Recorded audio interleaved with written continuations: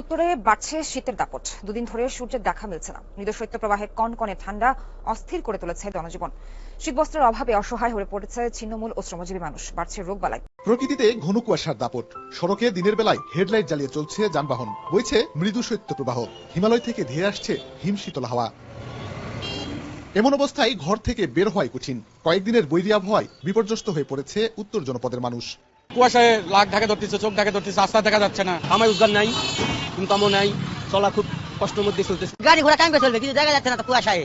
মৌসুমের সর্বনিম্ন তাপমাত্রা রেকর্ড হয়েছে নওগাঁয়। গেল কদিন ধরেই 9 থেকে 12 ডিগ্রি সেলসিয়াসের ঘরে উঠানামা করছে তাপমাত্রার পারদ। দিনেও সূর্যের দেখা মিলছে না। গরম কাপড়ের অভাবে সীমাহীন কষ্টে ছিন্নমূল ও শ্রমজীবীরা। অতিরিক্ত ঠান্ডার কারণে এই কষ্টটা হয়, শ্বাসকষ্ট হয় না, কাশতে কাশতে অবস্থাই খারাপ। ঠান্ডা কাপড় চোপড়, শীতের কাপড় চোপড় আমরা পাই নাই, তো কষ্টই থাকা লাগে। শীতের বস্ত্র যেটা পাওয়া যায়, কম্বল টম্বল এসব দিত, কিন্তু এবারটা তো কোনো ইয়াই দেখতেছি না, খুবই দেখতেছি না।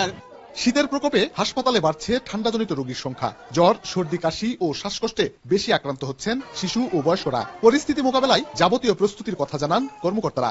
আমাদের অ্যাকুইড ওয়াটারি ডায়রিয়া যেটাকে আমরা গ্রামের ভাষায় ডায়রিয়া বলি, এই ডিজিজটা নিয়ে বেশি আসতেছে। আর রেসপিরেটরি ট্র্যাক্ট ইনফেকশন যেটাকে বলা হয়, যে বাচ্চাদের শ্বাসকষ্ট হয়, নিউমোনিয়া হয়, এই ডিজিজটা এখন বেশি। মেডিসিনের পাশাপাশি মেডিকেল সাপ্লাইজে কিছু কিছু জিনিস লাগে, যেমন অক্সিজেন।